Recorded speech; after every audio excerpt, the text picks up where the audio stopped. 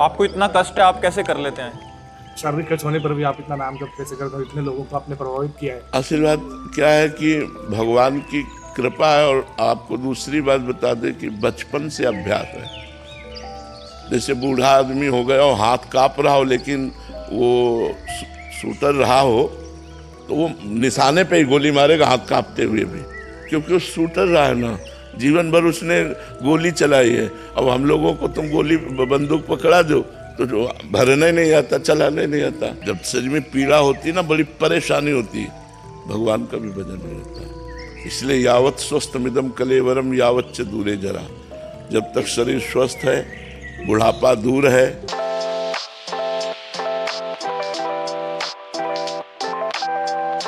जय जय श्री महाराज जी। महाराज जी, आपकी अपार कृपा से मैं करीब 1 वर्ष से श्वास श्वास में नाम जप करने का प्रयास कर रहा हूँ। महाराज जी, कृपा करके कुछ मेरे को बातें हैं उसमें समझनी है। श्वास में जब नाम जप करते हैं तो आरंभिक और मध्यम और उन्नत तीनों चरणों की अवस्थाएं क्या होती हैं, क्या लक्षण आते हैं जब प्रारंभ करते हैं, या मध्यम में, या इसकी उन्नत अवस्था क्या? देखो, प्रारंभ में क्या होता है, उपांश सहित श्वास में नाम चलता है। मध्यम में जो होता है वो ओठ जबान नहीं हिलती, लेकिन नाक की ठसक से होता है। हमारी बात समझना, वायु की ठसक से होता है। हम प्रयास कर रहे हैं, जबान बंद है, ओठ बंद है, लेकिन हमारा प्रयास चल रहा है। और जो आखिरी स्थिति होती है वो बिना प्रयास के चलता है, जैसे चल रहा है ना। उसको ठसक की, नाक में वायु की जैसे हम गुनगुनाते नहीं अंदर, ऐसे वो बिल्कुल धीमे स्वर में हम मंत्र को गुनगुनाते हो। वो दूसरी श्रेणी होती है। और तीसरी होती जो एकदम मानसिक चलती है, शांत मुद्रा, कोई चेष्टा नहीं, मंत्र। ये परम पवित्र स्थिति होती है। ये लगभग सिद्धावस्था की तरफ जाती है, पर बड़ा कठिन है। देखो, जब शरीर में सुख, स्वस्थता, तो भोग अच्छे लगते हैं, और जब दुख, विपत्ति, तो कुछ अच्छा नहीं लगता। भगवान का भी भजन नहीं होता। जब शरीर में पीड़ा होती है ना, बड़ी परेशानी होती है, भगवान का भी भजन नहीं होता। इसलिए यावत स्वस्थमिदम कलेवरम यावत च दूरे जरा। जब तक शरीर स्वस्थ है, बुढ़ापा दूर है, तब तक भजन का प्रयास कर लेना चाहिए। नहीं, बड़ी दुखद परिस्थितियां हैं, न जाने किस योनि में जाना पड़ेगा, क्या क्या कष्ट भोगना पड़ेगा। इसलिए भगवान का नाम जप करो। प्रथम यही जो बताया, द्वितीय नाक के स्वर काटते हुए अंदर, और तृतीय मन से चलता है, मानसिक स्थिति से। कोई इतना कष्ट है, आप कैसे कर लेते हो? आपको इतना कष्ट है, आप कैसे कर लेते हैं? शारीरिक कष्ट होने पर भी आप इतना नाम जप कैसे करते हो? इतने लोगों को आपने प्रभावित किया है। आशीर्वाद क्या है कि भगवान की कृपा है। और आपको दूसरी बात बता दें कि बचपन से अभ्यास है। जैसे बूढ़ा आदमी हो गया और हाथ काँप रहा हो, लेकिन वो शूटर रहा हो तो वो निशाने पे ही गोली मारेगा, हाथ काँपते हुए भी, क्योंकि वो शूटर रहा है ना। जीवन भर उसने गोली चलाई है।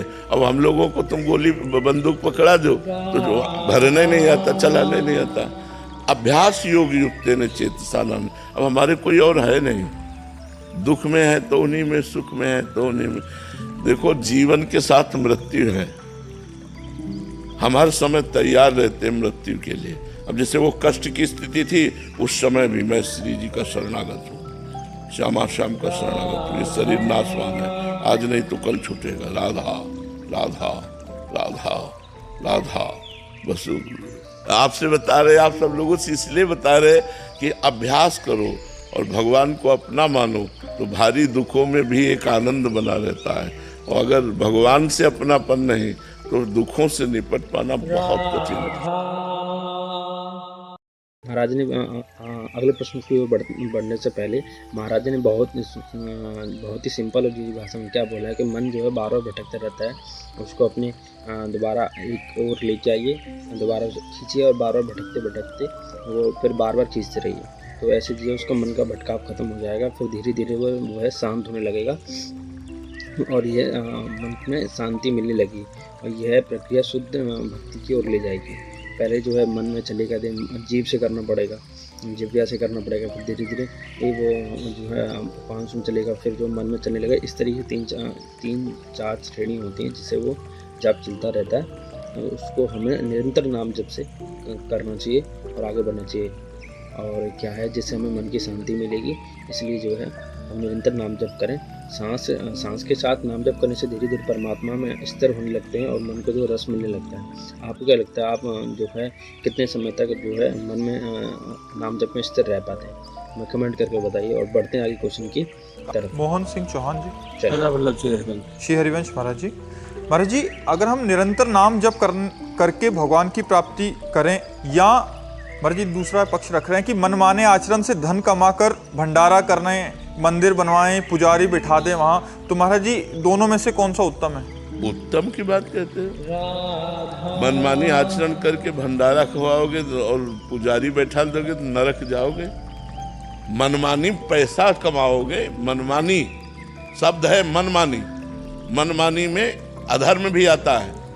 धर्म से धन कमाएंगे, शब्द का ही उत्तर होता है। धर्म अर्थ काम मोक्ष, धर्म से धन कमाएंगे और कम से कम खर्चा करके हम दूसरों को खवाएंगे, दूसरों की सेवा करेंगे, ठाकुर जी को विराजमान करके, और हम सेवा पूजा करवाएंगे और स्वयं भगवान का चिंतन करेंगे, भगवान की कथा सुनेंगे। इससे तो भगवत प्राप्ति होगी। और केवल हम धर्म से धन कमाएंगे, बहुत एक एक शब्द अध्यात्म के हैं, केवल धर्म से धन कमाएंगे और हम ये सब करेंगे तो स्वर्ग जाएंगे, और मनमानी आचरण से धन कमाएंगे तो ये सब करते हुए भी नरक जाएंगे। जैसे आप 10 लाख रुपए पापाचरण से कमाए और 1 लाख रुपए संत को दे दिए, और वो संत जब वो 1 लाख रुपए प्रयोग करेगा तो उसकी बुद्धि भजन में नहीं लगेगी, तो आपका वो पाप तो बना ही, और संत का भजन न कराने का वो पाप बना, दोनों तुम्हें नरक ले जाएंगे। धर्म से जो दान शब्द है वो है कि धन मेहनत से कमाया, धर्म से कमाया, तो 100 रुपए में 10 रुपए दे सकते हो किसी को, 90 रुपए तुम प्रयोग करो और 10 रुपए किसी गरीब को, बीमार को, किसी को भी दे सकते हो। ये तुम्हारा दान बढ़िया रहेगा, धर्मयुक्त रहेगा। मनमानी आचरण से तो